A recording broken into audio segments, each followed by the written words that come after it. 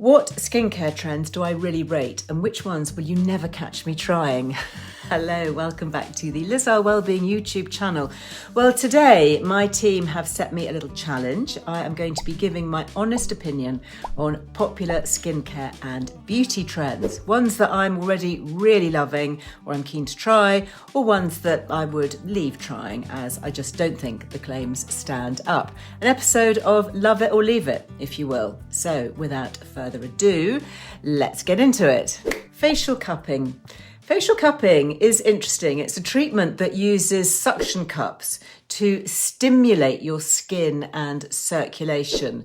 So it's quite similar to body cupping, but it uses softer, smaller cups, so it shouldn't leave behind marks from the suction. I think it's very popular in traditional Chinese medicine. It's said to improve puffiness and fine lines. What do I think? Well, I think it is very good for stimulating the lymphatic system, getting a bit of facial drainage going on. I think if you have issues with puffiness, it could be worth trying.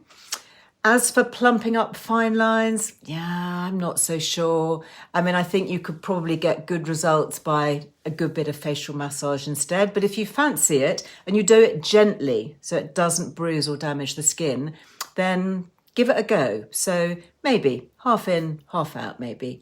Love it or loathe it? Neither. Quite like it, maybe. Okay, peptides. Oh, I'm a big fan. Love, especially for midlife skin. So peptides encourage our skin to make more collagen, which means smoother, firmer skin with a plumper, more youthful appearance. There are also copper peptides, which can help to repair skin damage and even out skin tone. As you can probably tell, I am a big fan of peptides. We'll pop in the captions, the ones that I love.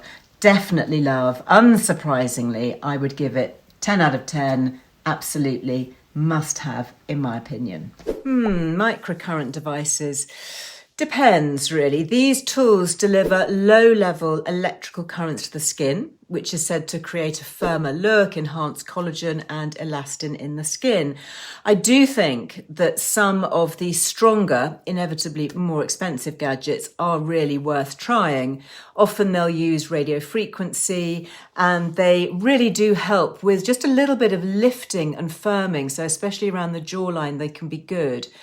I think professional treatments where they've got almost industrial strength machines in the hands of a good esthetician really is probably the way to go. The little handheld things, maybe. I mean, I think if you want to get a temporary lifting effect, then I think they can be worth it. But if you're going to buy, I would always say look for brands that deliver third-party testing, independent clinical trials, not just customer reviews, because you just don't know where they've come from.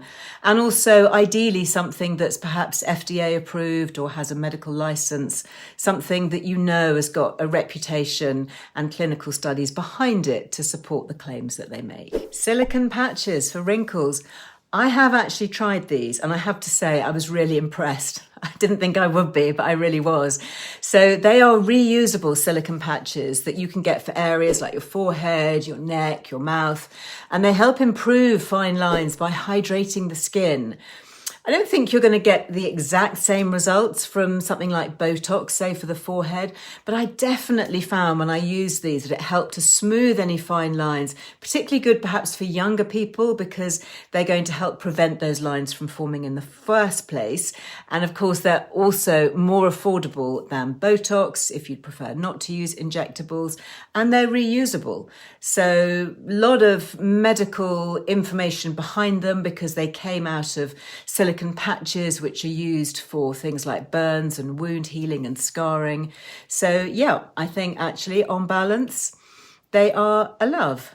Okay, microneedling, finally. So this is something that uses tiny needles to penetrate the skin, not as brutal as it sounds, but what it does is it triggers wound healing and it's stimulating the production of collagen and elastin. You can get home tools as well as microneedling treatments in the salons. I actually prefer salon-based treatments with a really good medical doctor. But I also know a lot of people who really rate home devices, and I've seen good results on the skin and also for the scalp, you know, when used up here to stimulate hair regrowth. Now, if you are using the home microneedling tools, you need to be really careful about hygiene, keeping the tool clean, using one that's got very small needles. It's 0.5 millimeters, so they're not going to puncture the skin. It's going to be hard to do damage unless you roll too vigorously. Very, very gentle. The skin is obviously made up of teeny, tiny microscopic skin cells. It doesn't need a lot to treat it. It likes gentle, little and often gentle treatments. So I think providing you're scrupulously good with your hygiene, you use the right depth of needles, you're using a really nice simple serum, collagen supporting serum to go with it, and you're prepared to do it regularly, little and often being the way to go, then I do think that stimulating our own collagen supply is a very good way to go. You know, rather than going down the injectable route, which I'm not a big fan of, I think helping our body to produce its own collagen, and we know that we can get it to do that. We can take collagen supplements, we can do collagen supporting treatments, we can use peptides and special delivery systems in our skincare that really encourage the skin to work for itself. And then, of course, you know, all sorts of other things that I can talk about later, near infrared, for example, high intensity exercise, stem cell creation even.